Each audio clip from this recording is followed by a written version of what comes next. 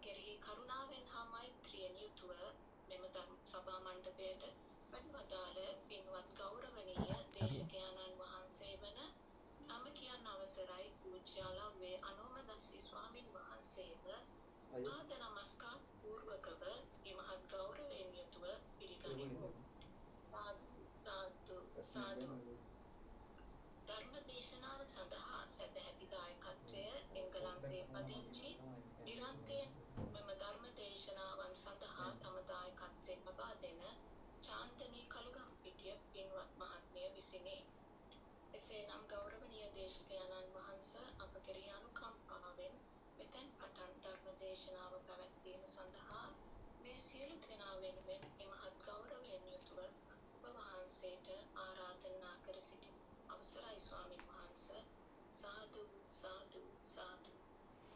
සමන්ත චක්කවාලේසු අත්‍රා ගච්ඡන්තු දේවතා සද්ධම්මං මුනි රාජස්ස සුනන්තු සග්ග මොක්ඛදං ධම්මස්සවන කාලෝ අයං භදන්තා ධම්මස්සවන කාලෝ අයං භදන්තා ධම්මස්සවන කාලෝ අයං භදන්තා නමෝ තස්ස භගවතු අරහතෝ සම්මා සම්බුද්දස්ස නමෝ තස්ස භගවතු අරහතෝ සම්මා සම්බුද්දස්ස නමෝ තස්ස භගවතු අරහතෝ සම්මා සම්බුද්දස්ස.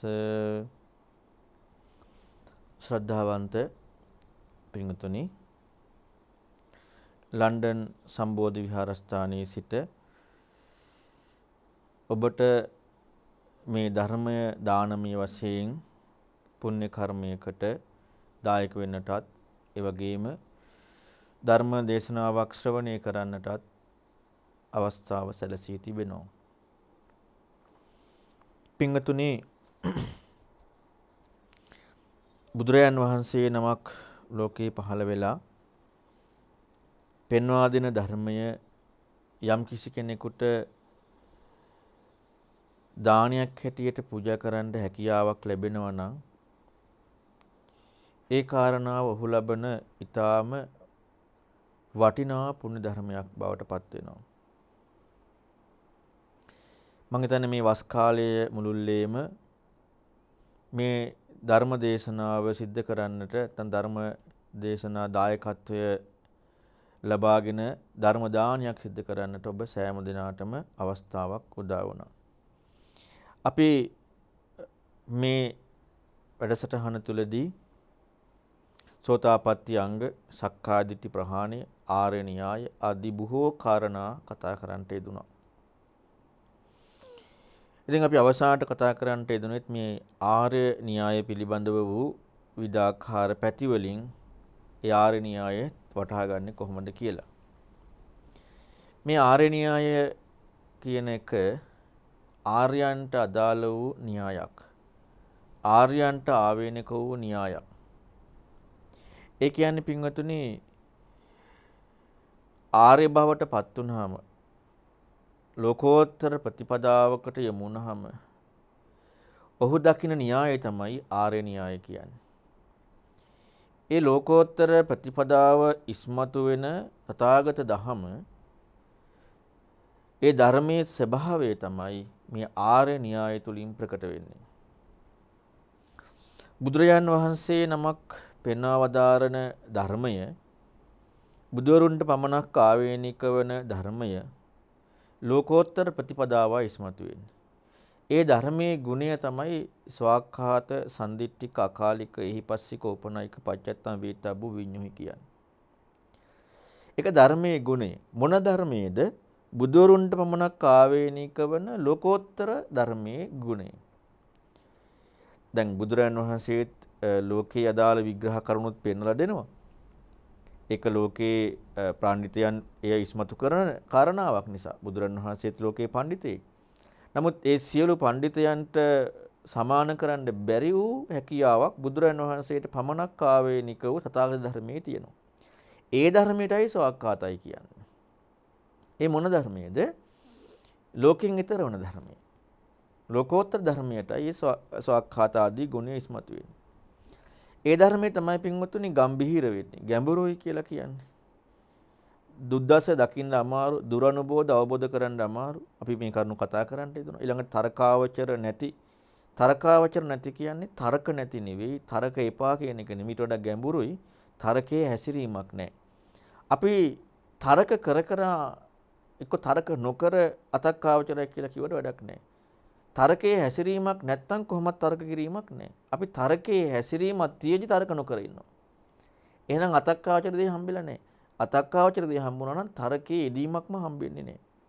තර්කයේ හැසිරීමක්ම හම්බෙන්නේ නැහැ. මෙවැනි ධර්මයක් තමයි ලෝකෝත්තර. මොකද තර්ක කරන්න හෝ තර්ක නොකරන්න එතනදී තමා කියලා කෙනෙක් ඉස්මතු වෙනවා. තර්ක කරන්නත් තමා ඉස්මතු වෙනවා. තර්ක නොකරන්නත් තමා ඉස්මතු වෙනවා.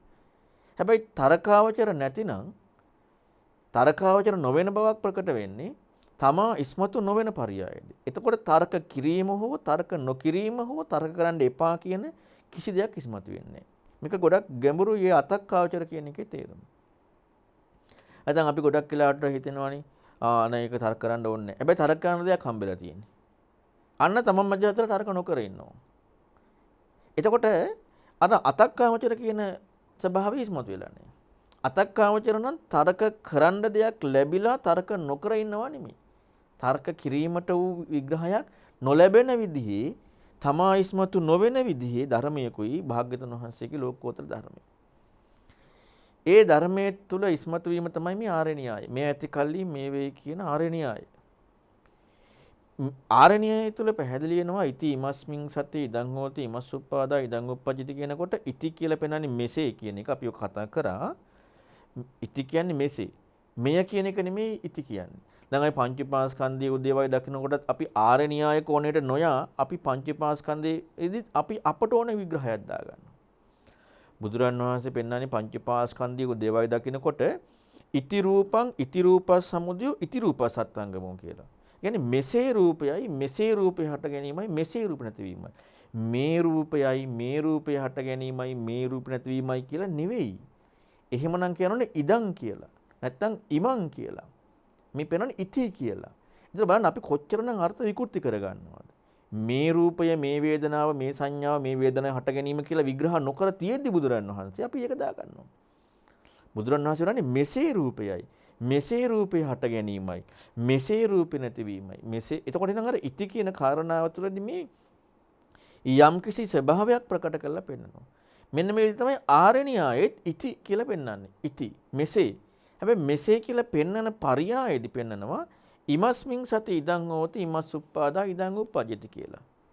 මෙසේ කියන පරියායේදී පෙන්නනවා ඉමස්මින් සති ඉදං හෝති ඉමස්සුප්පාදා ඉදං උප්පජ්ජති කියලා. දැන් අපට කරුණු දෙකක් පැහැදිලි කරගන්නකොට අපට හම්බ වෙන්නේ එකක් ඒක වෙලා මේක වෙලා අනික ඒක වෙනවා. කරුණු දෙකක් කතා කරනකොට. කරුණු දෙකක් යෙදෙනවා නම් මේක සහ ඒක වෙනවා. හැබැයි කරුණු දෙකක් යෙදෙන පරියායකට දෙකම මේ ඇති කල්ලි මේ වෙයි කියලායි පෙන්වන්නේ. එකක් මේ වෙලා අනිත් එක වුණා නම් එතකොට කරුණු දෙකම තියෙනවා.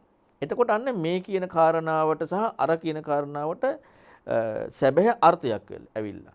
නමුත් මෙතන මේ ඉති කියලා පෙන්නපු කාරණාව එක ඉමස්මින් කියලා පෙන්වන්නේ දෙකම මේ ඇති කල්ලි කියලා. එතකොට එහෙනම් මේ දෙකටම යමක් නොලැබී ඊතර වෙන ප්‍රතිපදාවක් ඉස්මතු වෙනවා.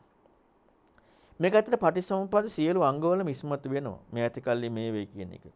යම් කිසි කාරණාවක් අපි හිතමු ස්පර්ශය ගැන හොයන්න යමුනා නම් අපට ස්පර්ශය කියන කාරණාව යමක් කියලා මේ කියලා පෙන්වන්න පුළුවන් නම් මේ කියලා පෙන්වන්න පුළුවන් නම් ස්පර්ශය කියන කාරණා අපට එකක් නේ පෙන්ලා තියෙන්නේ. පටිච්චසමුප්පාද නෙමෙයිනේ. ස්පර්ශය කියන්නේ පටිච්චසමුප්පාදෙට නෙමෙයි. සලආයතන කියන්නේ පටිච්චසමුප්පාදෙට නෙවෙයි. සලආයතන පත්‍ය පස්ස කියන එකයි පටිච්චසමුප්පාදය කියන්නේ. අර පටිච්චසමුප්පාද ධර්ම. එතකොට දැන් බලන්න අපි මේ ධර්මයේ ඉගෙන ගන්නකොට අපි වරද්ද ගන්න ගොඩාක් දේවල් තියෙනවා. දැන් සලආයතන කියලා බුදුරන් වහන්සේ පෙන්නන්නේ පටිච්චසමුප්පාදෙනේ.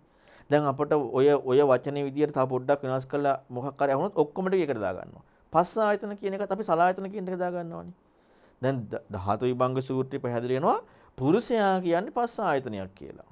ඒකෝර පුරුෂයා කියන්නේ ඊතර වෙනවා කියන එක නෙවෙයිනේ කියන්නේ. පුරුෂයා කියන්නේ පස්ස ආයතනයක්, ධාතු කියන්නේ පස්ස ආයත මේ පුරුෂයා කියන එක අටරස මනෝපය පුරුෂයා. ඒ පුරුෂයා කියන එක. ඊතර වීම ගැන කතා කරා ඊට පස්සේ. චතුර අදිඨානයක පිහිටලයි ඊතර වීමක් කතා කරන්නේ. අර පුරුෂයා කියන එක. ඊළඟට සංයුත්ත නිකායේ 4ේදී ලස්සන සුට්ට ගණනාවක් ඉස්මතු වෙලා ආවා. මේ පස්ස ආයතනයේ ස්වභාවය රකින්න ආරක්ෂා කරන්න තියෙනවා. නමුත් සලායතන කියන එක රකින්න ආරක්ෂා කරන්න නෙමෙයි. සලායතන කියන කාරණා පටිසමුප්පාද පෙරෙන් ප්‍රත්‍යක් හැටියට.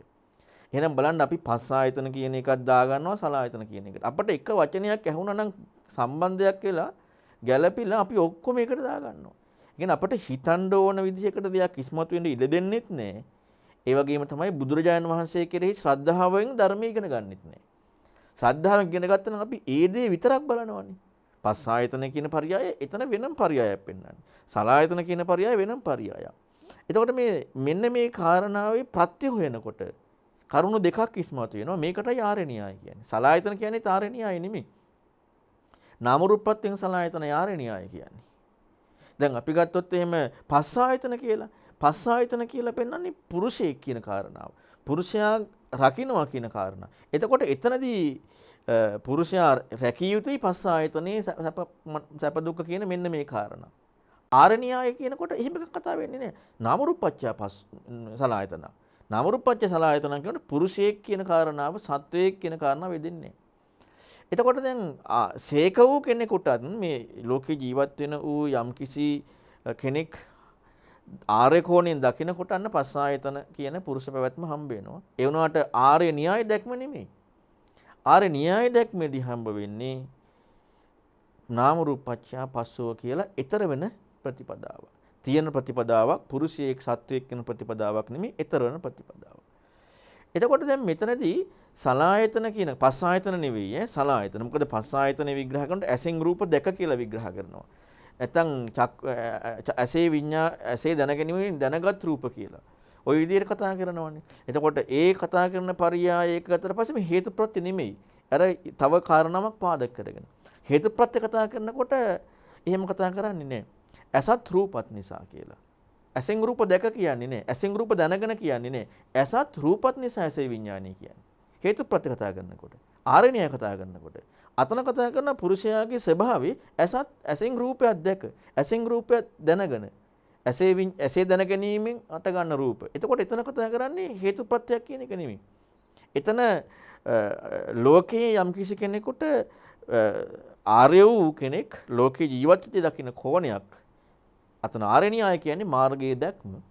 ඊළඟට යම්කිසි කෙනෙකුට පුතජන කෙනෙක් වුණත් විවහාරයේදී එයාට ඇත්තටම අවංකව මේක වෙන්නේ නැහැ. තමන් දකින්නවා කියලා යෙදෙන්නේ. නමුත් එයාට හරි විවහාරයක් හරි කරන්න පුළුවන් ඇසින් රූපයක් දැක කියලා. නමුත් ඇසත් රූපත් කියන කාරණාව හේතුඵල ධර්ම. ඇසත් රූපත් නිසා ඇසේ විඤ්ඤාණ. එතකොට ඇසින් රූප දැක කතා වෙන්නේ නැහැ. ඊළඟ මදුපිණ්ඩික සූත්‍රයක පැහැදිලි වෙනවා. ගොඩක් දේශනා ද්විතීය ද්වේ සූත්‍රය, ද්වේ සූත්‍රය මේ හැම එකම මේ කරුණු ටික ලස්සනට ඉස්මතු වෙනවා. එතකොට මෙන්න මේ හේතු ප්‍රත්‍ය ධර්මයේ දැන් ඊළඟට හොයන්න පටන් ගත්තාමයි ආරණ්‍යය හම්බෙන්නේ.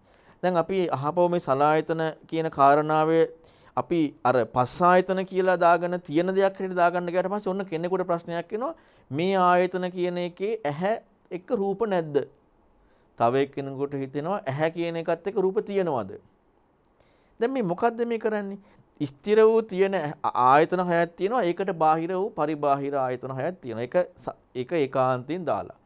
නැත්තම් හුදකලා වූ තව ආයතන ස්වභාවයක් තියෙනවා. තියෙනවා කියලා හෝ නැහැ කියලා හෝ යන්නේ මේ ධර්මයේ මේ ಗುಣ ටික ඉස්මතු නොවන නිසා. ආර්ය න්‍යාය එක්ක මේ ධර්මයේ ಗುಣ ටික ඉස්මතු වෙන්නේ නැතුව අපේ හිතලුවකට, අපේ ප්‍රපංචයකට, අපේ කල්පනාවකට, අපි දාගත්ත දැනුමේ විග්‍රහයකට අපි ඒකට අනුගත කරනවා. ඒකයි අපට මේ ප්‍රශ්නේ ඉන්නේ. නැත්තම් පස්සේ හොයාගෙන යද්දී එන කාරණාව සලායතන කියන එක මිසක් සලායතන කියන එක ආයේ මේකේ මොකද්ද කියන එක අදාළනේ. සලායතන හොයන්න උන තැනදී නාම රූප හම්බෙන්නේ. අන්න ඒ අර ඊතරවන ප්‍රතිපදාව ප්‍රකට වීම. එතකොට මේ ආර්ය න්‍යාය ඉස්මතු වෙන ධර්මයක් ඇහෙද්දී ඔන්න අපි ඉස්සල්ලාම බලමු මේක ලෝකෝත්තර ප්‍රතිපදාවක් එක්ක මේ ධර්මයේ හම්බෙන්නේ කොහොමද කියලා. ධර්මයේ ගුණයත් එක්කයි ධර්මයේ හම්බෙන්නේ. පංච උපාස්කන්ධයේ පටිච්චසමුප්පාදයේ ධාතු ආයතන ස්කන්ධ නැත්තම් නාම රූප එහෙම නැත්තම් බොජ්ජංග ආරෂ්ඨාංග මාර්ග මේවට නෙමෙයි ධර්මයේ කියන්නේ. මේ ඔක්කොම සමාජයේ විවහාරික වචන. සමාජීය විවහාරික වචන මේ ඔක්කොම අනිත් අයත් භාවිතා කරා. ධර්මයේ කියලා කියන්නේ පංච උපාස්කන්ධය හෝ ආර්ය අෂ්ටාංග මාර්ගය හෝ බොජ්ජං කියන එකට නෙමෙයි ස්වාක්ඛාත කියන එකටයි. සන්දිට්ඨික කියන එකටයි. අකාලික කියන එකටයි. එහිපස්සික කියන එකටයි. ඕපනයික කියන එකටයි. පච්චත්තම වේතබ්බූ කියන එකටයි ධර්මයේ කියලා කියන්නේ. දැන් බොජ්ජංග භාවිතා කරපු අනිශ්‍රමණියෝ ඉන්නවා. ඊළඟට මාර්ග වඩපු අනිශ්‍රමණියෝ, හතිපට්ඨාන වඩපු අනිශ්‍රමණියෝ ඉන්නවා. ඒක ලස්සනට දේශනා තුල හොඳට ඉස්මතු වෙලා එනවා. පරියාය සූත්‍රයේ ඊළඟට තව දේශනා ගණනාවක ඉස්මතු වෙලා පංච උපාස්කන්ධය පිළිබඳව අනිත්‍ය දුක්ඛ අනාත්ම වශයෙන් හම්බුන විග්‍රහයක් හම්බුණා උපසූත්‍රේ. එතකොට මේ හැම එකක්ම මේ ලෝකයේ ඕන කෙනෙක් හොයාගත්ත පඬිතයන් හොයාගත්ත දේවල් තියෙනවා. බුදුරන් වහන්සේ පෙන්වුවේ ඒ කරුණ මුල් කරගෙන ස්වාක්ඛාත වූ ධර්මයක්. සන්දිට්ඨික ඒ කියන්නේ ලෝකෝත්තර ප්‍රතිපදාව වූ පෙන්නපු ධර්මයක්. ඔන්න ආරණ්‍යයේදී එහෙනම් මේ කරුණ ඉස්මතු වෙන්නට ඕනේ. මේක ගොඩාක් ගැඹුරුයි. අපි අද ගොඩක් කියලාට අර ලේබල් කරලා එව්ව හොයාගෙන යනවනේ. ඒ තුලින් මේ ධර්මයේ ඉස්මතු කරගන්න දඟලන්නේ නැහැනේ.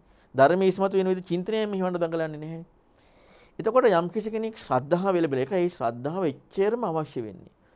බුදුරන් වහන්සේ කෙරෙහි ශ්‍රද්ධාවත් ඕනේ. අථාගතයන් වහන්සේ පෙන්වන ගහම්බිහිර ධර්මයේ කියලා දෙන කෙනා කෙරෙහි ශ්‍රද්ධාවත් ඕනේ. ඔය ශ්‍රද්ධාව උපදවාගෙන අන්න පෛරුපාසනය කරනවා. සුහඳ සීලීත්‍ය ඇති වෙනවා. ඒක නැතුව වෙන්නේ නැහැ කවදාවත්. ඊළඟට තමයි කන් යොමන්නේ ධර්මය අහන්න. ධර්මය අහන්න කන් යොමාට පස්සේ හොඳට ධර්මය අහලා අහපු දේ දරාගෙන අන්න අත්තං උපපරික්කති. දැන් මොකකද මේ අත්තං උපපරික්කති කරන්නේ? අර්ථය හොයන්නේ මොකකද? අර්ථය හොයන්නේ පින්වතුනි ඇහුවානේ පංචීපාස්කන්ධ පටිසමුප්පාද ධාතු වශයෙන් ලෝකයේ තිබිච්ච වචන මුල් කරගෙන බුදුරන් වහන්සේ පෙන්නපු විග්‍රහයක් ඇහුවා. සුතා කියන්නේ අන්නේ අහපු ටික. ඒකයි අහපු ටික. ඒකට කියනවා කන් යමාගෙන අහන්න කියලා. මොකද්ද කන් යමාගෙන අහන්නේ? පරතෝච ගොහසය. ඒකට ධර්මයේ නෙමෙයිනේ කියන්නේ අපි මේකට ධර්මයේ කියලා දැම්මට. ඒකට කියන්නේ පරතෝච ගොහසයයි. අනුන්ගෙන් ඇහෙන දේ යහන්නේ.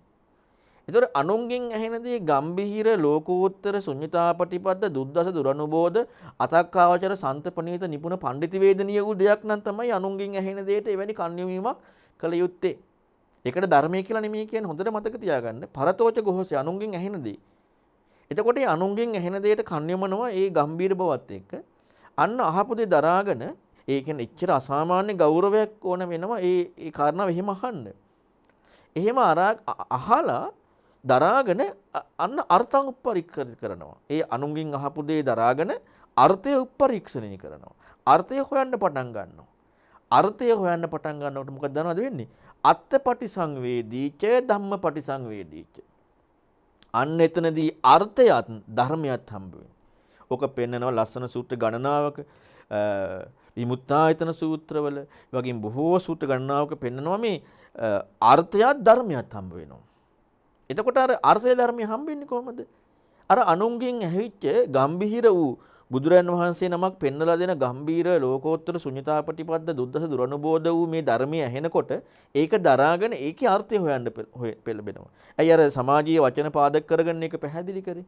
අර්ථය හොයනකොට ඒකෙන් ඉස්මතු කරපු අර්ථයක් තියෙනවා බුදුරජාණන් වහන්සේ. ඒකයි අන්න බුදුරන් වහන්සේ රාජ්‍ය දෙයට යන්න යමු වෙනවා. තව කෙනෙක් කෙරෙහි බුදුරන් වහන්සේ කියපු කාරණාවක් කියන නිසා ශ්‍රද්ධාව පිහිටවාගෙන අහලා අර්ථය හොයන්න පෙළඹෙනකොට ඒ අර්ථය ඉස්මතු වෙද්දී හම්බ වෙනවා මොකද? ධම්මං. අන්න ධම්මපටි සංවේදී. ඔතනයි ධර්මයේ මොන ධර්මයේද? එතකොට අර මුල් වචන ටිකකින් කුළු ගන්නපු ස්වභාවය නෙමෙයි ලෝකෝත්තර ධර්මයේ බුදුරන් වහන්සේට ආවේනික ධර්මය. මෙන්න මේ ධර්මය අන්න හම්බ වෙනවා. ඒකයි ධම්මාන ධම්ම පටිපන්න බවක් වෙන්නේ එතකොට. ධම්මනිච්ඡානක්ඛන්ති වෙන්නේ එතකොට. අන්න නිවන් මාර්ග වැඩෙන්නේ ඒ ධර්මය හම්බ වීමෙදී. ඒ ධර්මය අර වචන ටික කියන කාරණාව නෙමෙයි. වචන ටික කියන කාරණාවක් හම්බුණා නම් ලෝකේනේ. විවහාරයක්නේ. සංඥාවේ විපාක තමයි විවහාරය කියන්නේ. නිබ්බේධික සූත්‍රය පැහැදිලි වෙන්නේ. එහෙනම් ඒක විවහාරයක්. එතකොට විවහාරයක් කියන්නේ ලෝකයේ. විවහාරයේ ඉක්මවීමක් ලෝකෝත්තර. එහෙනම් ධර්මයේ කියන එක හම්බ වෙන්නට වෙනවා අර්ථය උපරීක්ෂණය කරනකොට විවහාරිකත්වයේ ඉක්මවන එක. ඒ තමයි ඒ ධර්මයේ මොකද්ද? පංචපාස්කන්ධේ පටිසම්පාද කියන එක නෙමෙයි. ස්වාක්ඛාත කියන එක, සන්දිට්ඨික කියන එක, අකාලික කියන එක, ඒහිපස්සික කියන එක, ඕපනයික කියන එක, පච්චත්තම් වේතබ්බු විඤ්ඤුහි කියන එකටයි ධර්මය කියලා කියන්නේ. ඔන්න දැන් අපි එහෙනම් බලමු ඒ ධර්මය මොකද්ද? ඒ ධර්මය හම්බ වෙන්නේ කොහොමද? ඒ ධර්මයට අනුධර්ම ප්‍රතිපදාවක් යමු වෙන්නේ කොහොමද? ඒ එක්ක ඊතර වීම සිදු වෙන්නේ කොහොමද? වෙන ඒවා නෙමේ ධර්මයේ කියන්නේ. ඔය එකයි පොතනකවත් බලන්න ධර්මයේ ගුණ හැටියට මොකක්වත් වෙන එකක් කියලා දෙනවද කියලා. දැන් අපි බුදුරන් වහන්සේගේ ගුණ හැටියටත් අපි අවබෝධයෙන් නොවුනත් බුදුරන් වහන්සේව අපි පහදින්නේ සාමාන්‍ය හර ක්‍රමයකට කීර්තිරාවෙන් හරි ඒ ගුණයටනේ. ධර්මයට එහෙම පහදින්න ඕනේ නැද්ද? ධර්මයටත් පහදින්න ඕනේ නැත් එහෙමනේ. වචන ටිකකට නෙමෙයිනේ. ලෝකේ ඉවහාරික වචන ටිකකට නෙමෙයිනේ. අර ස්වාක්ඛාත ආදී ගුණයත් එක්කනේ. ඒක හිතිල්ලක් වෙන්න බෑ. ඒක හම්බවීමක් වෙන්නට ඕනේ. ඒක දැන් ආර්ය න්‍යාය කියන කාරණාවකට යමෙක් යමුනා නම් දැක්මකට යමුනා නම් ඔන්න ආර්ය න්‍යාය මේ ඇති කල්ලි මේ වෙයි. සලායතන පච්චා පස්සෝ නාම රූප පච්චා සලායතන. මේ ප්‍රතිපදාව හම්බ වෙනකොට දැන් සලායතන කියන කාරණාව හොයන්න පටන් ගත්තාම ඒකට මොනවත් ලේබල් නොකර ඒක පරිවිමර්ශනය විචක්ෂණය සම්මර්ෂණය කරන්න යොමු වීමත් එක්කම ඔහු තුල ඉස්මතු වෙනවා නාම රූප සෙවිය යුතු බව. හැබැයි මේ අවසානයේදී මොකද වෙන්නේ? මේ හැම එකක්ම අවසානයේදී අඥානකමක් ප්‍රකට වෙලා තියෙනවා මේ පැවැත්ම මුළුල්ලේම. අඥානකම දුක්ඛේ සමුදය නිරෝධේ මග්ගේ අඥානකම. එහෙනම් අඥානකම ඇති තැන ලෝකේ සකස් වීමක් තියෙනවා. ඥානයේ ඇති තැන සකස් වීම ඉක්ම වෙනවා. අන්න ඒක තමයි ඒ දැක්ම. එතකොට මේ දැක්ම අපි හිතමු ඔන්න අපි ඉගෙන ගත්ත කියලා පංච උපාස්කන්ධය පිළිබඳව පටිච්චසමුප්පාදය පිළිබඳව දැන් ඔන්න අපට ඒක එක්ක මේ ඇති කල්ලි මේ වේ කියන හේතුප්‍රත්‍ය න්‍යාය හම්බ වෙනවා. අසත් රූපත් නිසා ඇසේ විඥාන. ඔකත් හේතුප්‍රත්‍යනේ. ඇසෙන් රූප දැක නෙමෙයි. ඇසේ දැනගැනීමෙන් හම්බෙන රූප කියන එක නෙමෙයි. අසත් රූපත් ප්‍රත්‍යයෙන් ඇසේ විඥාන කියන එක. ඔක තමයි හේතුප්‍රත්‍ය ධර්මය. අර කාරණාව පුරුෂයා කියන එකත් එක්ක. මෙන්න මේ හේතුප්‍රත්‍ය ධර්මයේ යම් කිසි කෙනෙකුට ඇහෙනකොට හම්බෙනකොට ෘති දොය සූත්‍රෙත් පැහැදිලිවම මේ අනිත්‍ය ස්වභාවය ලස්සනට ඉස්මතු කරලා පෙන්නනවා. දැන් අන්න මේ ඇති කල්ලි මේ වෙයි. එතකොට ඒ සිදුවෙන සිදුවීම මේ ඇති කල්ලි මේ වෙයි කියනකොට යම් කිසි කාරණාවක් සත්‍ය වශයෙන්ම ලැබිලා නැහැ. ලැබුණා නම් එතන ලෝකෝත්තර කියන කාරණාව ප්‍රකට වෙලා නැහැ. ඒ ආර්ය න්‍යායය තුලම ඉස්මතු වෙනවා ස්පර්ශය හොයන්න යමු වෙනකොටම ස්පර්ශය කියන කාරණාව බුදුරන් වහන්සේ පෙන්නපු විදිහට හම්බවීමක් නෙමේ ස්පර්ශයට හේතුව හේවිල්ලක්. මේක ඉස්මතු වෙන්නේ. මේක ඉස්මතු වෙනකොට ඒ කියපු කාරණාව හරියට සාවධානව අහුම්කන් දීම තුලින්ම ඒකේ අර්ථය උපපරීක්ෂණය කරපු නිසා මොකද වුනේ? ඒ නිසාම සිදුවෙන දේ තමයි ස්වකහාත බව ඉස්මතු වුණා. ස්වකහාත කියන්නේ ලෝකයෙන් ඈතර වීම සඳහා විග්‍රහ කරපු මනා ප්‍රතිපදාවක්. දැන් හම්බෙලා නැහැනේ. හම්බෙලා නැහැ. ඈතර වීම. ලෝකෙන් දැන් කාගෙන් අහපු එකක්ද? අනුන්ගෙන් අහපු දෙයක්. අනුන්ගෙන් අහපු දේ ගම්භීර වෙච්ච නිසා බුදුරණවහන්සේගේ ධර්මයක් වෙච්ච නිසා ඒ ධර්මයේ ගම්භීර ලෝකෝත්තර ආදී දෙයක් වෙච්ච නිසා දකින්න අවබෝධ කරගන්න අමාරු දෙයක් වෙච්ච නිසා ඒක ඇහුම්කන් දෙනකොට මොකද වුනේ? අන්න ඊතරවන බව නම් වූ මනාකොට දේශනා කිරීමක් හම්බෙනවා. ස්වාක්කාතයි. ඊතර වීමක්ම දැන් හම්බෙලා නැහැ. පස්සේ කියන එක හම්බෙලා නැහැ. ඊතර වීමක් හම්බුනේ. ඒක හොයනකොට වෙන එකක් හෙවීමේ අවශ්‍යතාවය හම්බුණා. ස්වාක්කාත බව ඉස්මතු වුණා. ඊතර වීමේ ස්වාක්කාත බව. ඊළඟට සම්දිට්ඨිකයි. සම්දිට්ඨිකයි කියන්නේ දැන් ඒ කෘත්‍ය කරනකොට ඒ විචක්ෂණශීලී බව ඒ අහපු දෙයක කරනකොට ඒකත් එක්ක මොකද වෙන්නේ? ආයි වෙන පැත්තකට යමු වීමක යෙදීමක් වෙදෙන්නේ නැහැ යාට. හරියටම එතන සිහිය යොමු කරගෙන ඒ ඕනකම එක්ක ඒ දේ කරනකොට අපි හිතමු පස්සේ ගැන හොයන්න යමුනා නම් ඒක හොයනකොට එයා තුලින්ම ඉස්මතු වෙලා එනවා ඒ එක්කම දැක්මකට යොමු වීමක් ඉස්මතු වෙලා එනවා මොකක් එක්කද? ඒ එක්කම දැකීමක්.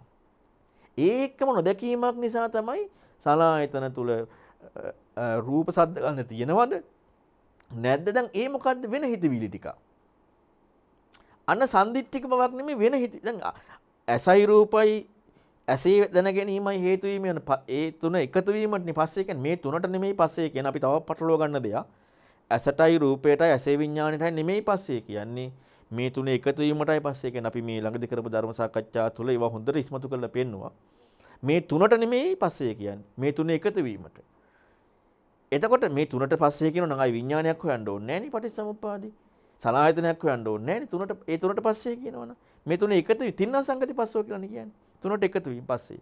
දැන් මේ තුන එකතු වීම පස්සේ නම් පස්සේ කියන කාරණාව හම්බ වෙන්නේ නැතිනම් මේ පස්සේ කියන්නේ ගැටීමක් නැත්තම් දැන් පස්සේ කියන්නේ තිවහාරික වචනයක්නේ. බුදුරන් වහන්සේ පස්සේ කියන කාරණාවට පටිච්චසමුප්පාදයේ ඊතර වෙන ප්‍රතිපදාවේ විග්‍රහය දුන්නා තින්න සංගතිපස්සෝ කියලා. නමුත් පස්සේ කියන්නේ විවහාරික වචනයක් ලෝකේ. ඒ කියන්නේ දැන් අපි දන්නවා කයට පහස කතා කරන්නේ මාළුන්ගේ සූත්‍රයෙන් පස්ස කියලානේ. ස්පර්ශය. අර ලැබීමක් යෙදෙන හැටි. එතකොට මේ ලැබීම යෙදෙන්නේ කොහොමද? ඇසත් රූපත් ඇසේ විඤ්ඤාණත් එකතු වීම. දැන් ලැබෙන ආකාරය මොකද්ද කියලා හොයන්න පෙළඹෙනකොට මේ කරුණු තුන එක්ක බලනකොට ඇසත් රූපත් ඇසේ විඤ්ඤාණයත් කියන කරුණු තුන එක්ක බලනකොට ඔහුට යොමු වෙනම ස්වභාවය තමයි විඤ්ඤාණයේ හිවිල්ලකුත් නෙමෙයි රූපේ හිවිල්ලකුත් නෙමෙයි විඤ්ඤාණියත් දැන ගැනීමත් ඇහි රූපත් ඇහැට පේන්නේ. එහෙනම් කොහොම හිතන්න ගත්තත් මේකේ ප්‍රධාන වන්නේ හොයන්න මොකද ඇහැ. ඇහි රූප තියෙනවද? ඇහි රූප එතකොට අර සම්දිත්තිකව වෙලා නැහෙනි. ඒ වෙන කල්පනාවකට ගිහිල්ලා. ඇහැ හොයන්න ඕනකම ඇති වෙන්නේ. සලායතනෙද සලායතනිය රූප සද්ද ගන්ධ තියෙනවද? මේක පස්ස ආයතනයේද? ඒ ප්‍රශ්නේ ඉන්නේ නෑ යාට. ඒ ප්‍රශ්නයට යමු වෙනවර සම්දිත්තික බව ප්‍රකට නොවුනහම. ධර්මයේ සම්දිත්තික බව ප්‍රකට නොවුනහම වෙන දෙයකට යමු වෙනවා. සම්දිත්තික බව ඉස්මතු වෙනකොට මොකද වෙන්නේ? ආයෙ වෙන පැත්තකට යමු වෙන්නේ නැතුව අර සලායතන හොයන්න පටන් ගන්නවා. හැබැයි සලායතන හොයනකොට එතනත් අර සවාක්කාත බව ඉස්මතු වෙනකොට මොකද වෙන්නේ? ආයේ සලායතනයේට හේතුව නාම රූප කියන කාරණාව හැවිල්ල. අන්න ඒ කාරණාව යමු වෙනවා අර විතරක ඒකට වෙන් වූ විතරක ඒකට වෙන් වූ දෘෂ්ටි වලට යන විතරක නැත්නම් ඒකට වෙන් වූ කල්පනාවෙන් එන විතරක ඒකට යමු වෙන්නේ නැතුව ඒ කාරණාව එක්කම දැක්මකට යනවා. සම්දිත්තික වෙනවා. ඒ කාරණාව එක්කමයි දැක්මකට යන්නේ වෙන දෙයක් එක්ක නෙමෙයි. දිට්ඨි කියන්නේ දැක්මක්නේ. අන්න සම්දිත්තික බව ඒ කාරණාව එක්කම එදෙනවා වෙන කාරණාවලට යමු වෙන්නේ. ඇයි ඒ අර ස්වාක්ඛාත වූ ඊතරවන ප්‍රතිපදාවක් පෙන්වන ධර්මයේ නිසා. ඒතර සම්දිත්තික බව කුළු ගැන්නුනෙත් මොකක් එක්කද? අර ඊතරවන ධර්මයේ කියන ප්‍රතිපදාව එක්ක. සම්දිත්තික බව කුළු ගැන්නුනෙත් ඊතරවන එකක් එක්ක. එතකොට එහෙනම් ඒ ඊතරවන බව එක්ක පෙන්නපු සම්දිත්තික ප්‍රතිපදාවේදී ඊට පස්සේ වෙන එකක් ඊළඟට තව එකක් නැත්තම් තව දෙයක් මේකේ තියෙනවා. එතකොට මොකද්ද වෙන්නේ? සම්දිත්තික බව ආවේ නැහැ වෙන පැත්තකට යමු වුණා කාලික බව ආවා. දැන් ස්වාක්ඛාතෝ භගවතා ධම්මෝ සම්දිත්තිකෝ අකාලිකෝ. කාලික නිසානේ තව එකක්. අපි දැනගත්ත දෙයක්. මේකේ අර කරුණක් තියෙනවා. මේකේ මෙහෙම එකක් තියෙනවා. එතෙන් මේ මොකද්ද වෙන්නේ? කාලයක් පැන වෙනවා. ඇයි සම්දිත්තික බවට යමු නොවි ස්වාක්ඛාත බව ප්‍රකට නොවෙච්ච නිසා සම්දිත්තික බව හම්බ වෙන්නේ නැතුව කාලික බවක් හම්බ වෙනවා. එතකොට ඊතර වීමක් දෙන්නේ නැහැ.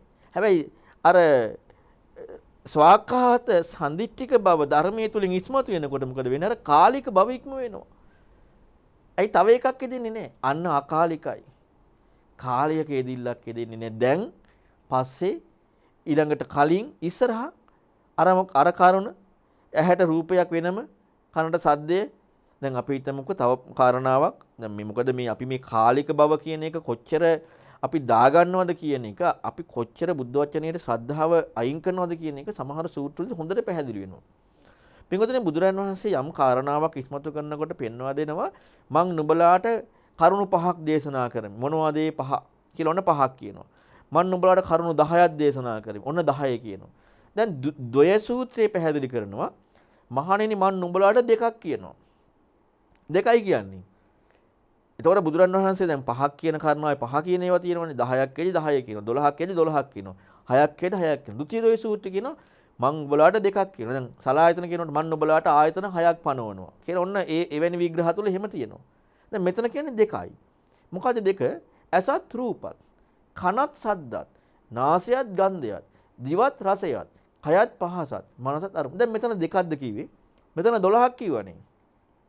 හැබැයි බුදුරණවහන්සේ මොකද්ද පටන් ගත්තේ? මම ඔයාලට 2ක් කියනවා කියලා. නමුත් අපට 12ක් හම්බෙලානේ. ඇයි මේ? අපි මේක ගත්තේ හුදු දැනුමක් විතරයි. අපි මේකේ අර්ථය ගත්තේ නැහැ. අපි මේකේ ලෝකෝත්තර ප්‍රතිපදාව ගත්තේ නැහැ. ඇසත් රූපත් නිසා ඇසේ විඥානේ තින්නම් සංගතිපස්සෝ කියලා ඊළඟ ද්විතීය සූත්‍රය පැහැදිලි කරනවා.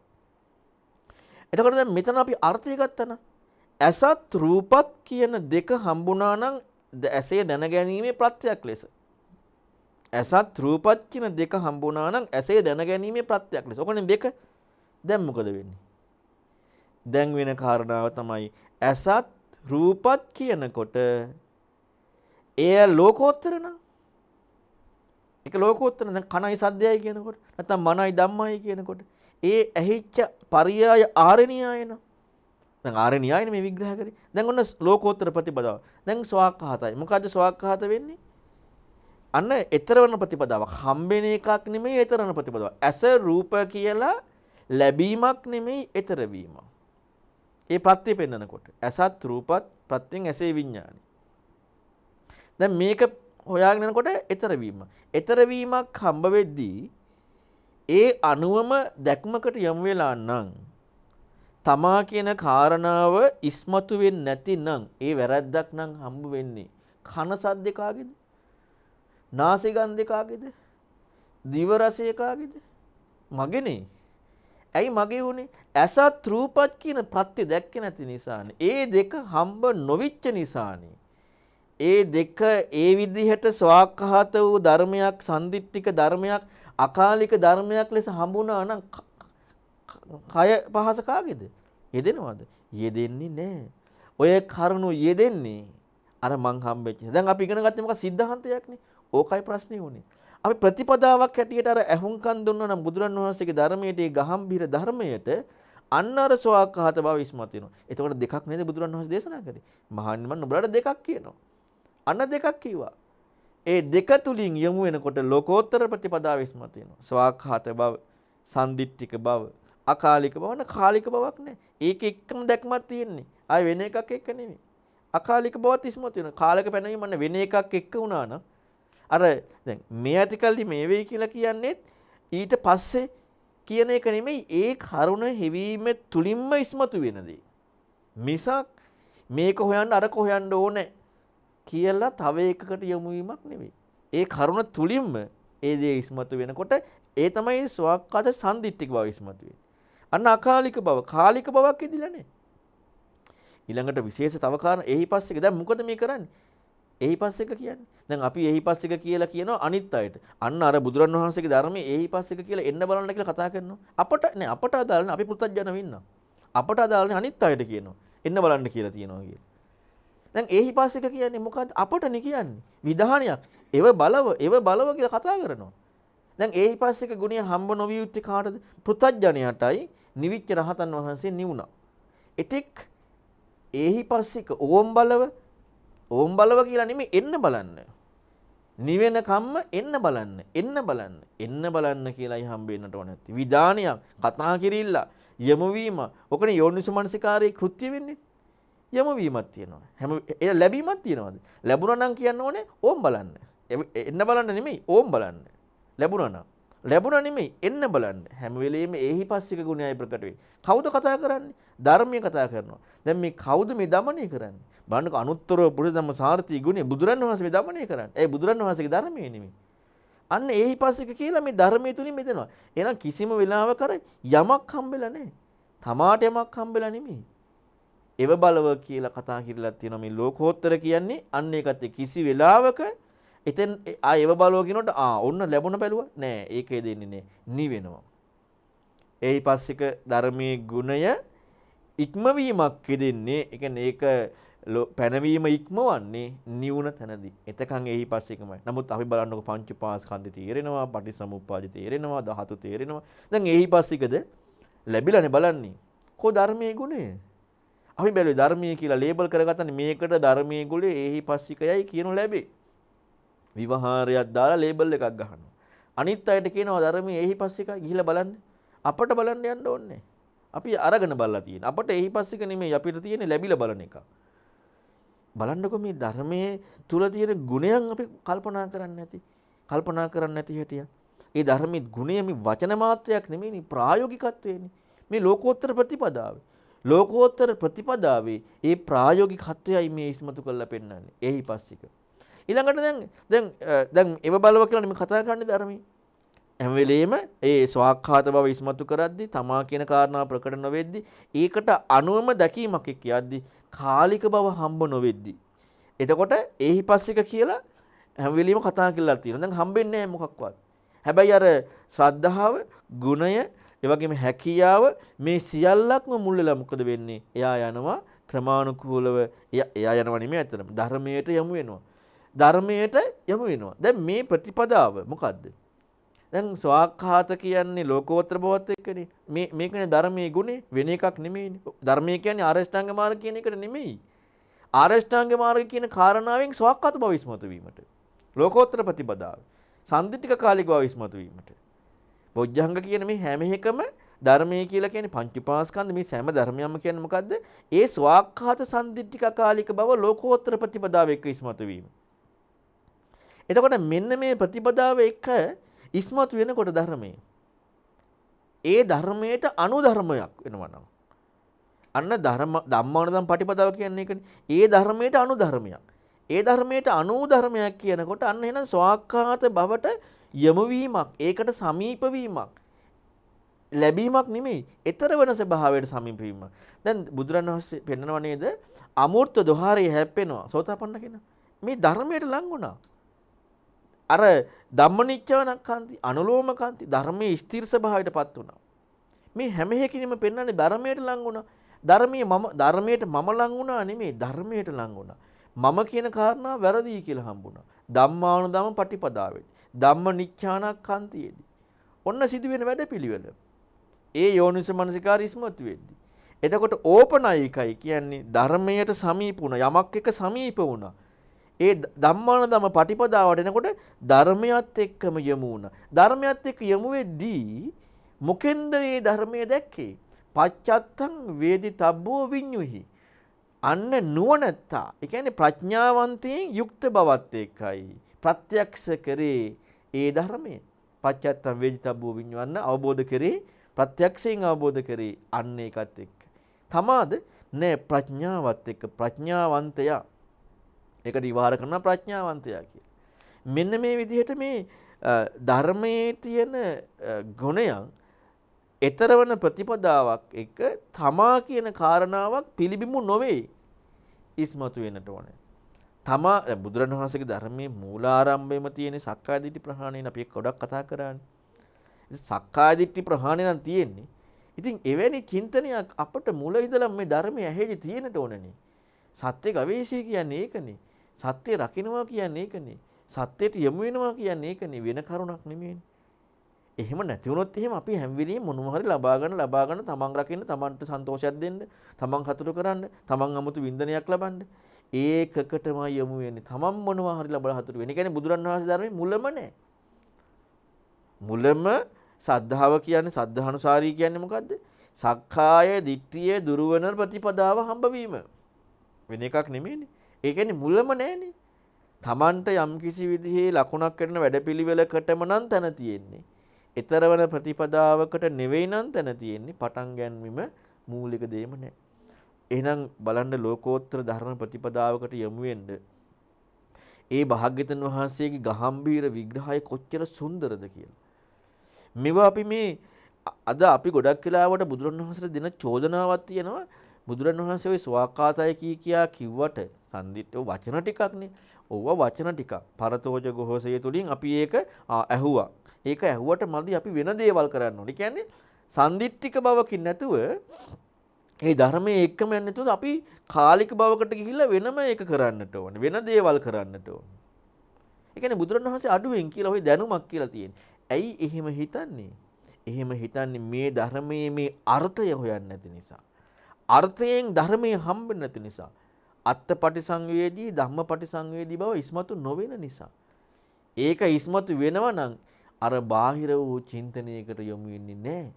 බාහිර චින්තනයකට සම්පූර්ණ යොමු වෙන්නේ තමා මොනවා හරි කරන්න යන වැඩ පිළිවෙලත් එක්ක. ඒක නිසා හොඳට හිතන්න. හොඳට කල්පනා කරන්න. අපේ ජීවිතේ අපි හොඳට ශ්‍රද්ධාව කියන කාරණාව මුල් කරගන්න වෙනවා. ශ්‍රද්ධාව තථාගතස්සේ බෝධින් ඊළඟට තථාගතයන් වහන්සේගේ බෝධිය ඉස්මතු වෙනවා තථාගතයන් වහන්සේගේ ධර්මයත් එක්ක. දැන් සෝතාපට්ටි අංග කියන්නේ බුද්ධිය අවිච්ඡප්පසාදේ, ධම්මිය අවිච්ඡප්පසාදේ, සංඝය අවිච්ඡප්පසාදේ. දැන් ඒක ඉබේ ඔටෝ ඇති වෙන එකද සෝතාපන්න වීමේදී? මේ ප්‍රතිපදාවේදී ඉස්මතු වෙවි යන්නේ.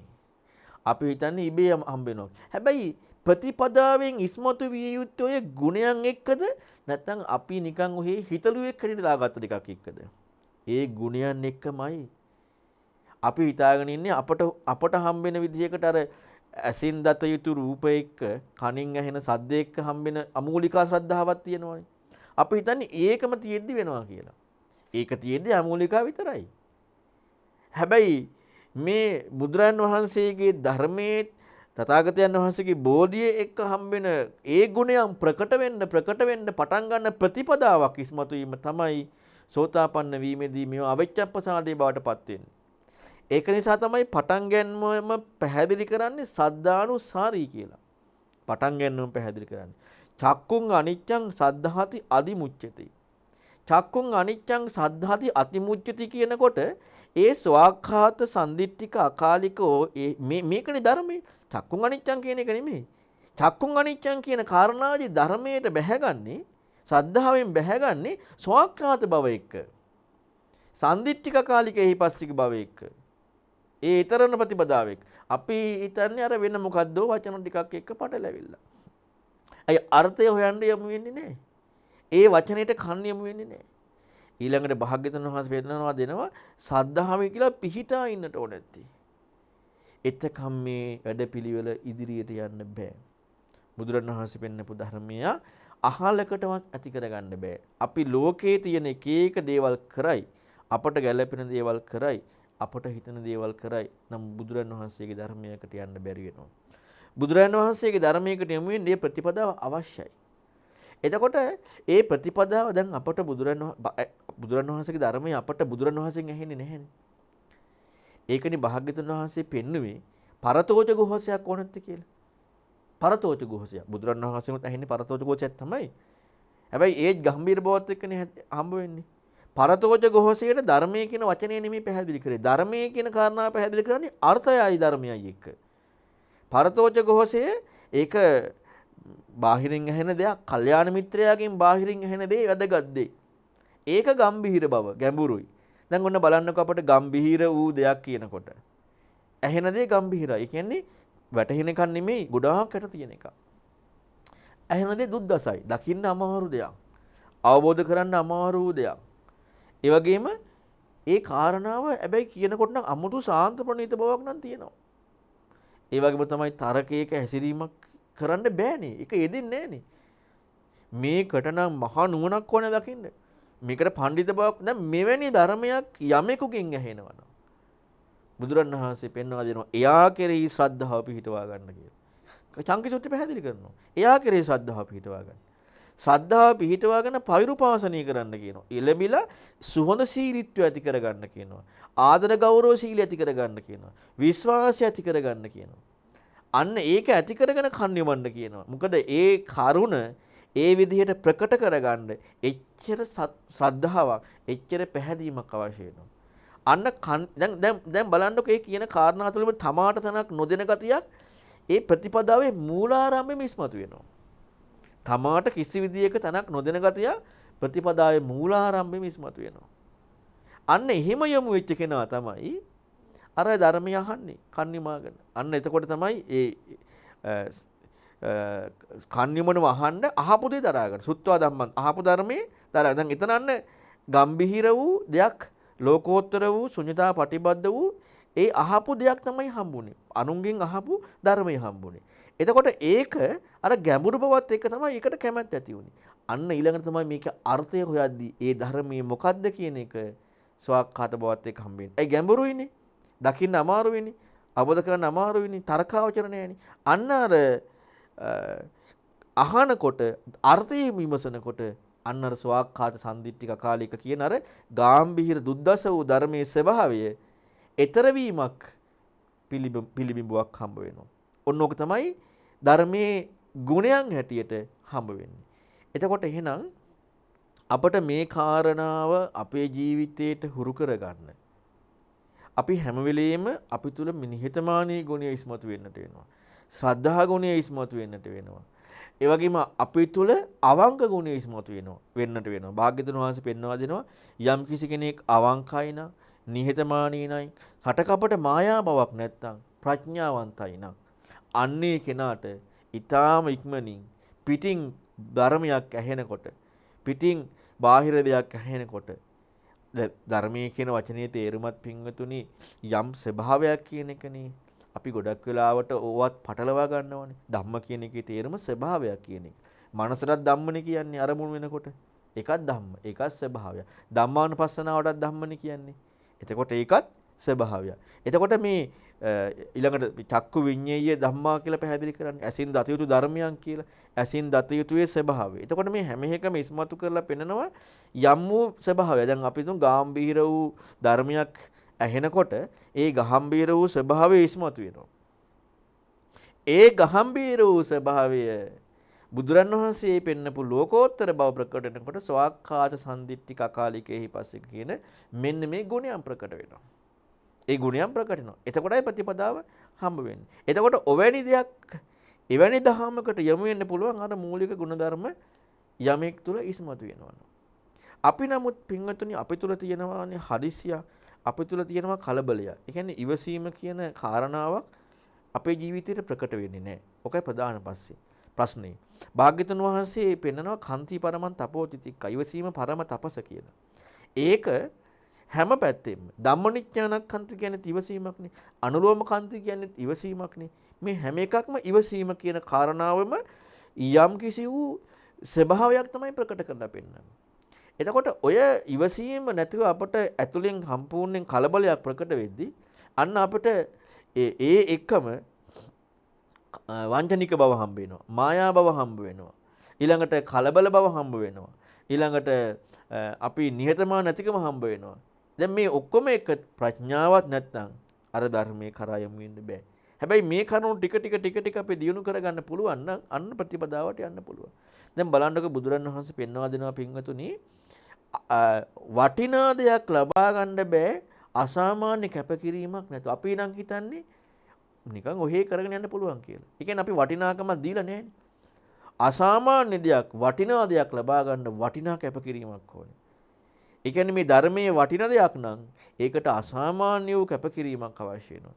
කවදාවත් සිංහ තෙල් එක එක තැන්වල දාන්නේ රම් වාජනයකමයි දාන්නේ. අන්න ඒක ස්වභාවය යාට ප්‍රකට වෙන්නට ඕනේ.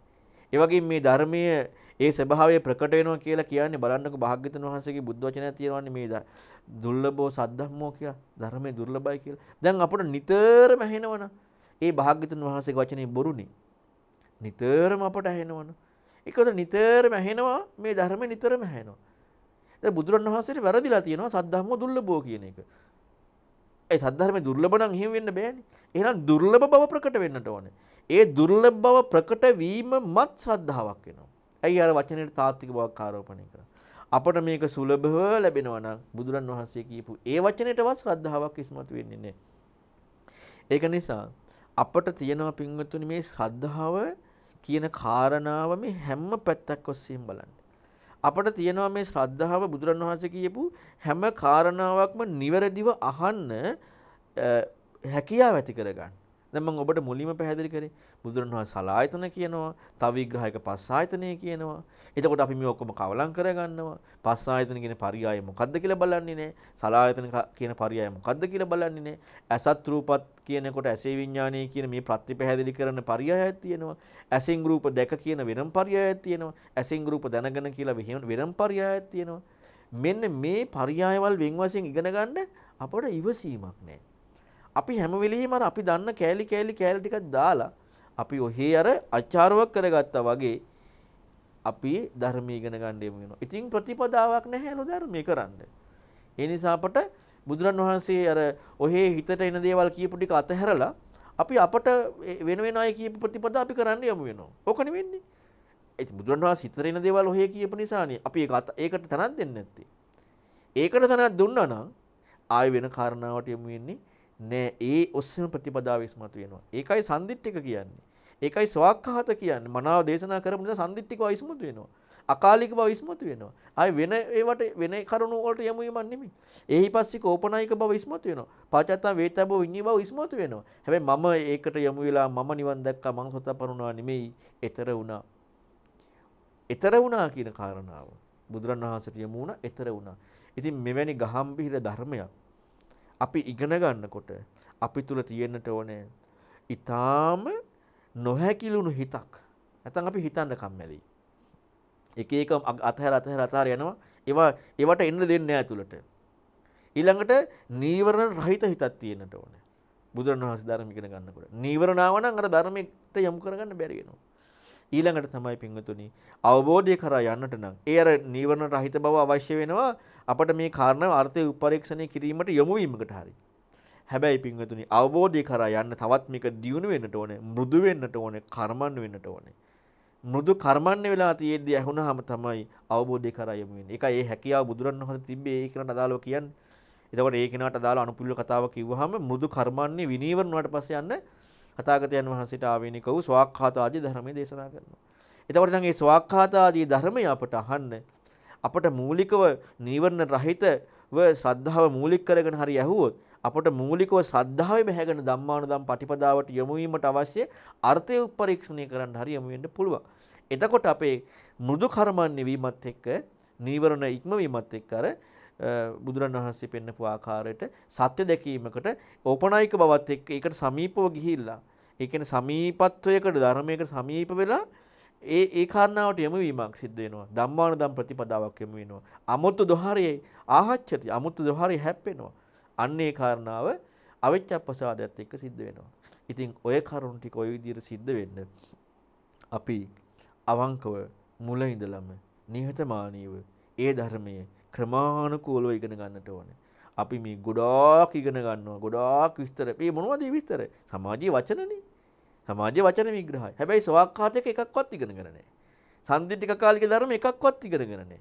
ඔක්කොම ඉගෙන ගත්තා. අර සමාජීය ව්‍යවහාරික වචන ටික.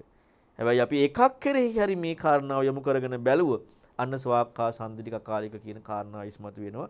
ප්‍රතිපදාව ප්‍රකට වෙනවා. ඉතින් ඒ සඳහා අපි සෑම දිනාට මේ ශ්‍රද්ධාව පිහිටුවාගෙන අතාගතයන් වහන්සේගේ දහමට යොමු වී ධර්මය ඉගෙනගෙන ඊට අනුව ප්‍රතිපදාවකට යොමු වෙන්න මේ පැහැදිලි කරගත්ත කාරණා ටිකත් උපයෝගී කරගන්නවා කියලා අදිෂ්ඨානයක් ඇති කරගන්න. හොඳයි පින්වතුනි පොඩි වෙලාවක් ඔබට පුළුවන් ප්‍රශ්න අහන්නට.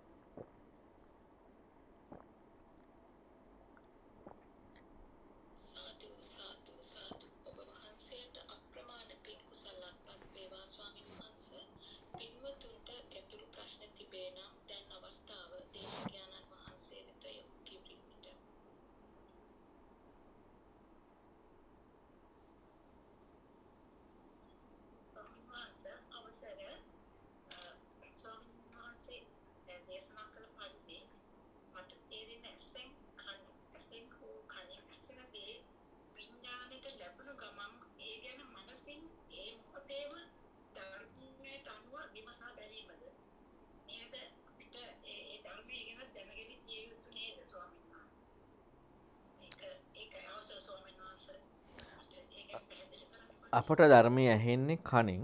එතකොට කනින් ඇහෙන ධර්මයේ අපිට ධර්මයක් හැටියට නැත්නම් අපට යමක් හැටියට අනුන්ගෙන් ඒ කාරණාව ඇහෙනකොට ඉස්සල්ලාම අපි ඒ කිව්වේ මොකද්ද කියන එකයි හිතන්නට ඕනති. අපි ඒ කිව්වේ මොකද්ද කියන එක හිතීම කියන එකටත් අපි දන්න න්‍යායක් අපි දාගන්න ගියොත් එහෙම එතකොට ඒකට අපි දන්න න්‍යායක් දාගෙන ඔන්න මනසින් අපි හිතනවා. නැත්නම් ඔන්න අපි ඇහෙන් රූප නැත්නම් කනෙන් සද්ද අහලා ඒක මනසින් හිතනවා. අපි දන්න න්‍යායක් නෙදාගන්නේ. ඒ කියන්නේ අපි දැන් කොහෙන් හරි ඇහිලා දාගත් එක.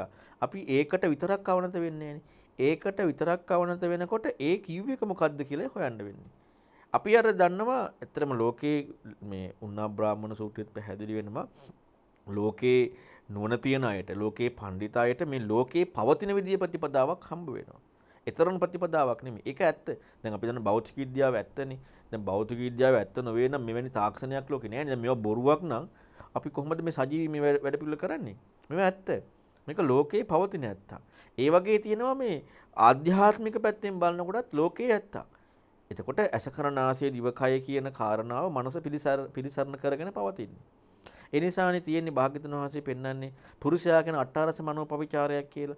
ඒ කියන්නේ මනස හැසිරෙන තැන් 18ක් තියෙනවා. ඒකෙදි ඇසකරනාසය දිවකය මනසක් කියනවා. ඇසෙත් හිත හැසිරෙන්නේ, කනෙත් හැසිරෙන්නේ. දැන් මේ මොකද්ද? ඊතරම් ප්‍රතිපදාවක්ද නැහැ පුරුෂයා කියන එක පැහැදිලි කරේ. පුරුෂයා. එතකොට මේක තමයි උන්නා බ්‍රාහ්මණ සූත්‍රයේ පැහැදිලි කරන්නේ. ඇසකරනාසය දිවකය පිළිසරණ මනස කියලා. ඒක ලෝකේ පරියාය. ලෝකේ විග්‍රහය. හැබැයි ඒක ඇත්ත. අපි දැන් ඒ ලෝකේ ඇත්ත කියන කාරණාව දාගන්න ගියොත් අර ලෝකෝත්තර වූ ස්වභාවයක් ඉස්මතු කරන ධර්මයේ වෙන්නපු කාරණාවට ඒ ගම්භීර බව වෙන්නපු ස්වභාවයට අපි දාගන්න ගියොත් එහෙනම් අපි ඒකට නෝ හිතන්න පෙළඹෙන්නේ නැහැ. එහෙනම් අපි බලන්න ඕනති අදාළ දේශනාවේ අදාළ සූත්‍රයේ අදාළ දහම් පරයයේ තියෙන විදිහ මොකද්ද කියලා ඒකට අනුව කල්පනා කරන්නට ඕනේ. ඒක අපි වෙන්නේ කොහොමද? හෝ එහෙම නැත්නම් ඒක මේ විදිහටයි කියලා අපි තුලින් ඒකට කාරණා ඇතුළත් නොකරගෙන උදාහරණයක් හැටියට ගත්තොත් දැන් මම ඔබට පැහැදිලි කරේ දැන් ධාතු විභංග සූත්‍රයේදී බුදුරජාණන් වහන්සේ පුක්කුසාතිට කියනවා පුරුෂයා කියන්නේ පස් ආයතන හයක් ධාතු 6ක් පස් ආයතන 6ක් අට්ඨාරස මනෝපවිචාර. එතකොට මේ කියන්නේ මොකද්ද? පුරුෂයා. ඊළඟට කියන චතුර අදිඨානයක පිහිටියාම චතුර අදිඨානයක. දැන් අර පුරුෂයානේ. දැන් දන්නවා සත්ත්ව සූත්‍රය පැහැදිලි කරනවා සත්‍යයා කියන්නේ මොකද්ද? පංචීපාස්කන්ධේ තණ්හාව නැත්නම් සත්‍යය. තණ්හා ඉක්ම වීම සත්ත්ව ප්‍රඥප්තිය ඉක්ම වෙලා. බාහිර සූත්‍රෙත් පැහැදිලි වෙනවා. එතකොට ඒ සත්ත්ව පඤ්ඤප්තියක් තියෙනවා. ඊතර වෙනවා කියන එක නෙමෙයිනේ. ඒ පැනවීම. මෙන්න මේ වගේ මේකෙත් පෙන්නනවනේ. අට්ඨාරස මනෝපවිචාර පස්ස ආයතන ධාතුරෝ කියලා කියන්නේ පුරුෂයා කියන එකට. මේ ඊතර වෙනවා කියන එක නෙවෙයි. පුරුෂයා කියලා හම්බ වෙන එකට. ඒක ආර්යකට හම්බ වෙනවා ආර්ය කෝණයෙන් පුතඥයෙකුට හම්බ වෙනවා පුතඥ කෝණයෙන්. මොකද ආර්යයා නිවිච්ච නොවන ආර්යයත් ලෝකේ ජීවත් වෙනවානේ. ආර්ය න්‍යාය දර්ශනීය නොවුනට අනිච්ච සංඥාවෙක් හරි ලෝකේ ජීවත් වෙනවානේ. එතකොට එයාටත් පුරුෂයා කියලාම හම්බ වෙනවා.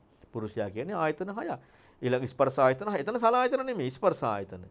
සලආයතන කියන පරියාය ස්පර්ශ ආයතන කියන ස්පර්ශ ආයතන කියන එකට ආයතන කියලා දැම්ම ප්‍රශ්නයක් නෑ. නමුත් සලආයතන කියන කාරණාවට ස්පර්ශ ආයතන කියලා යොදන්න ගියොත් ප්‍රශ්නයක් වෙනවා. ඊළඟට මොකද ස්පර්ශය ආයතන දෙකම එකක් වෙලානේ. ඒතකොට සලආයතන පත්‍ය පස්ස කියන ආරිනියා ඉස්මතු වෙන්නේ නෑනේ. අනික ඕක රකින්න ආරක්ෂා කරන්න කියලානේ ඒජා සූත්‍රය තුල එහෙම පැහැදිලි කරේ. රකින්න ආරක්ෂා කරන්න. දර්ශනයක් නෙමෙයි. ඒ පස්ස ආයතන කියන කාරණාවයි. එතකොට දැන් මේ ධාතු විභංග සූත්‍රයේදී මේ පුරුෂයා ගැන හිම කියලා ඊළඟට එනවා චතුර අදිඨානික පිහිටීම. පඤ්ඤා අදිඨානි, සච්ච අදිඨානි, ඡාග අදිඨානි, ඊළඟට සංසිදීම මේ විදිහට අදිඨාන හතරක් කියනවා. අදිෂ්ඨාන හතරේ ප්‍රඥා අප්‍රමාදී වෙන්න අන්න ඒකම කුළු ගන්නලා පෙන්නනවා ඉස්සරහට අරගෙන යනවා. ප්‍රඥාවෙන් අන්න එතන ආරින්‍යය කුළු ගන්නවා. අන්න එතරම් ප්‍රතිපදාව ඉස්මතු කරනවා. ඊළඟට සත්‍ය රකින්නවා කියන එක අමෝෂ ධම්ම නිබ්බාණං කියන එක තමයි පරමේන සත්‍යයන. අන්න ඒ කියන්නේ විමුක්ති සත්‍යය. විමුක්තිය කියන සත්‍ය කරාම යොමු වෙන වෙන සත්‍යවල දේවල් වලට නෙවෙයි. ඒකනේ සෝතාපන්න වෙච්ච කෙනාට නිරෝධයේ සත්‍ය ඥානයක් හම්බෙන්නේ. ඒ සත්‍ය කරාම යොමු වෙනවා. එහෙම යොමු වෙච්ච කෙනා මඤ්ඤණාම පවත්තන්නේ. අන්න නිකලෙස් උත්තමය ගැන පැහැදිලි කරනවා. එතකොට ප්‍රතිපදාවයි නිකලෙස් උත්තමයයි. අර ලෝකේ පුරුෂයා කියන්නේ. අපි මේවා මේ විදිහට බැලුවේ නැත්තම් අපි අපට හිතෙන දෙයක් නෙමෙයි දාගෙන තියෙන්නේ. අපට ගැළපෙන දෙයක් නෙමෙයි. මෙන්න මේක මේ විදිහට බලන්න යමුනහම තමයි මේ ධර්මයේ තියෙන අසාමාන්‍ය රසයක් තියෙන්නේ. ඒ ස්වාක්ඛාතාදී බව තියෙන්නේ. අපි නැත්තම් මේ ඔක්කොම දන්නවා. සේරම දැනගෙන තියෙන්නේ මොකද අපි දන්න ටිකෙන්. අපි දන්න ටිකෙන් ගලපලා තියෙනවා. අපි ඒකට අනුව කල්පනා කරන්න යමු වෙන්නේ. ඒකට අනුව කල්පනා කරන්න යමු වෙන්නට ඕන නැති. ඒ දේ ඒ විදිහට ඉගෙන ගැනීමෙදි ඒක වෙන්නේ මෙහෙමයි කියලා අපි මේ ලෝකයේ තියෙන සත්‍ය දාලා බලලා හරියන්නේ නැහැ. ඉතින් ඒක නිසා ඇත්ත අපට කනින් ඇහෙන සද්දයක්. ඒ ඔයසේ තමයි අපි මේක හිතන්න තියෙන්නේ. හිතන්නේ මොකෙන්ද කියන කාරණාවනේ අපිට හිතීමේ අවශ්‍යතාවය ඉස්මතු වෙන්නට ඕනේ. හිතන්නේ මොකෙන්ද කියලා අපි ඒකට සත්‍ය භාවයක් ආරෝපණය කරා නම් වෙන සත්‍යයක් අපට ආයි හොයන්න අවශ්‍ය නැහැ. අපි ඒකම තමයි අරකට ගලපන්නේ. එතකොට එහිපස්සෙක කියලා බැලීමක් එදෙන්නේ නැහැ. ඇයි අපි ඒකට යන්න අවශ්‍යතාවයක් නැහැ. මේ ඇත්තක් නේ අපි මේ හොයන්නේ. අපි දන්න එකක් එක්කනේ. එහිපස්සෙක කියන ගුණය ඉස්මතු වෙන්නේ නැහැ. සම්දිට්ඨික ආදී අකාලිකාහි ආදී ගුණයන් ඉස්මතු වෙන්නේ නැහැ. අපිට මේ දෙන්නෙක් පැනවිලා තව කෙනෙක් පැනලා තව එකක් මමයි තව කෙනෙකුයි පැනවිලා. එතකොට පරතරයක් පැනවිලා ලෝකයක් පැනවිලා යමක් තියෙනවා කියලා පැනවිලා ලෝකෝත්තර කියන කාරණා ඉස්මතු වෙන්නේ නැහැ. ඉතින් ඒක නිසා අපි ඒ කියන කාරණාව ඒ විදිහට ඇහුම්කන් දීම ප්‍රධාන වැදගත්කමක් වෙනවා. ඒ ධර්මයට අනුවම අර්ථය හිවීම සඳහා උපපරීක්ෂණය කිරීමට. තෙරුවන් සරණයි.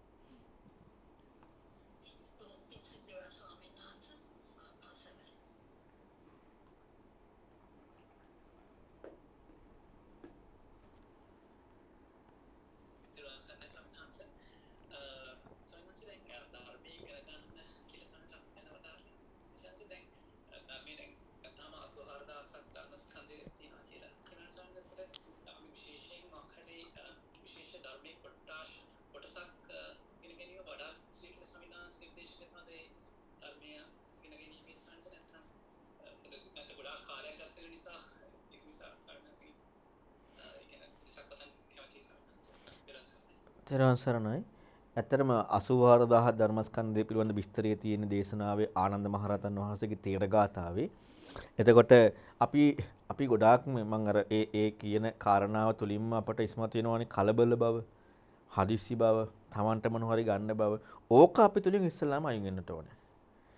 මොකද පළවෙනි ධර්ම සංගායනාවේ වැඩ සිටපු රහතුන් වහන්සේලා මහා කාශ්‍යප මහරහතන් වහන්සේ, ආනන්ද මහරහතන් වහන්සේ, රහතන් වහන්සේලා ආනන්ද ස්වාමීන් වහන්සේ දරාගත් සියලු ධර්මය යම් ක්‍රමානුකූල පිළිවෙලකට සකස් කරේ අන් අයට පහසුව පිණිස. දැන් අපට කලබලයි නම් අපට හදිස්සි නම් කරන්න දෙයක් නැහැ. එතකොට වෙන්නෙම නැහැ. කලබල හදිස්සි නම් වෙන්නෙම නැහැ. හැබැයි කලබලයේ හදිස්සි අයින් කරලා හිමින් සීරුව අපි මේකට යමුනා නම් කවදා හරි වෙනවා. දැන් අපි දන්නවනේ අර ඉබ්බගේ හාවය කියන කතාව. ඉතින් ඉබ්බක් හිමින් හරි ගියා නම් යනවා. හැබැයි කලබල වෙලා වෙන දේවල් කරන්න ගියොත් ඉතින් වෙන්නෙම නැහැ. ඉතින් ඒ නිසා එහෙම අපි තුල ඒ ගතිය අපි තුල යම් දවසක නැති වෙනවද? ඒ නැතිවීමත් එක්ක අපි ධර්මයේ ඉගෙන ගන්න යොමු වෙන කොට ඒක ග්‍රහණය කරගන්න පුළුවන්. ඒ කලබලය, ඒ හදිස්සිය ඒක තියෙන තැනදී ඒ හිත පිරිසිදු නෑනේ. එතකොට හිත තුල ඇත්තටම අපි ධර්මයේ ඇසීම කියන කාරණාවට හිත පිරිසිදු වෙලා නැහැ. එහෙනම් ඒ ධර්මයේ කියන කාරණාව ගන්න බැරි වෙනවා. එහෙනම් එකක් ඇහුවත් බැරි වෙනවා. 100ක් ඇහුවත් බැරි වෙනවා. අර චින්තනයේ අයින් කරගත්තා නම් එකක් ඇහුවත් 100ක් ඇහුවත් එයාට එහෙම කාරණාවක් දෙන්නේ නැහැ. එයාට ඕනකම ඇති වෙනවා ඒ සත්‍ය ධර්මයේ ඉගෙන ගන්න. ඒ සත්‍ය ධර්මයේ කරාම යොමු වෙනවා. ඉතින් ඒ නිසා ඒ චින්තනය අපි තුලින් අයින් වෙන්නට ඕනේ. එතකොට අපට එකක්ද 100ක්ද 84000ක්ද අදාළත්වයක් එන්නේ නැහැ. ත්‍රිවංශ සරණයි.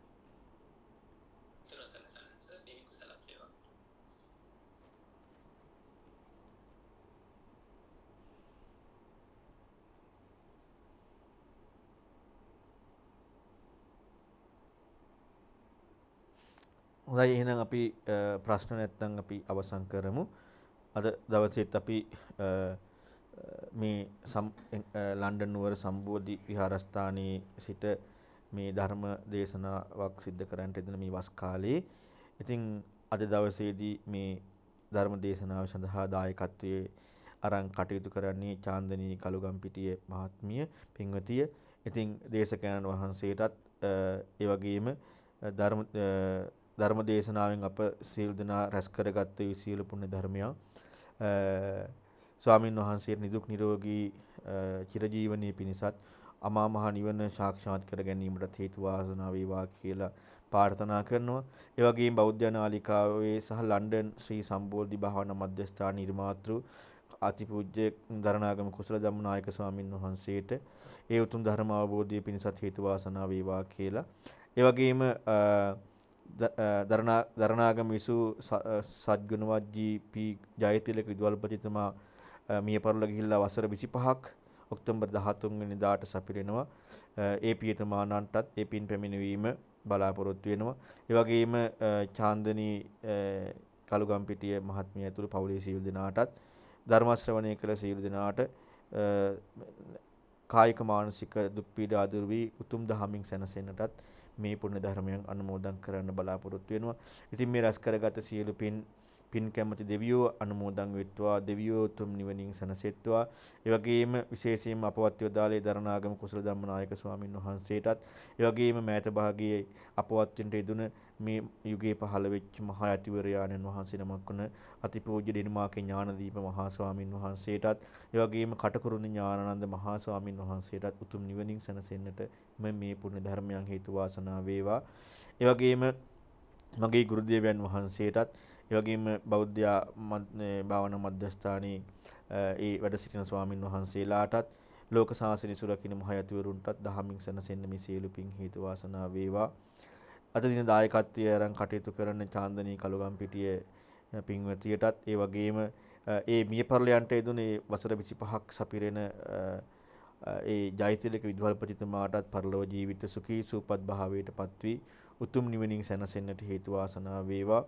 ඒ වගේම චාන්දනී කළුගම්පිටිය පින්වතිය ඇතුළු ඒ සෑම දිනාටමත්, ඒ වගේම පවුලේ සියලු දිනාටමත්, ධර්ම ශ්‍රවණය කර සෑම දිනාටමත්, ඒ වගේම මේ සඳහා දායක වූ සියලු දිනාටමත් මේ සියලු පුණ්‍ය ධර්මයන් අනුමෝදන් වෙත්වා.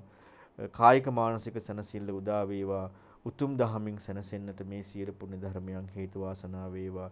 ඒ වගේම මේ උතුම් බුදුරයන් වහන්සේගේ බුද්ධානුභාව බලයෙන්, ධම්මානුභාව බලයෙන්, සංඝානුභාව බලයෙන්, ඒ සියලු සත්‍යානුභාව බලයෙන් මේ ලෝකයට ශ්‍රී ලංකා දීපයට උදා වී තිබෙන කොරෝනා වසංගත බිය දුරු වන්නට මේ සත්‍යානුභාවයේ හේතු වාසනා වේවා. සිල් දනාටම තෙරුවන් සරණයි.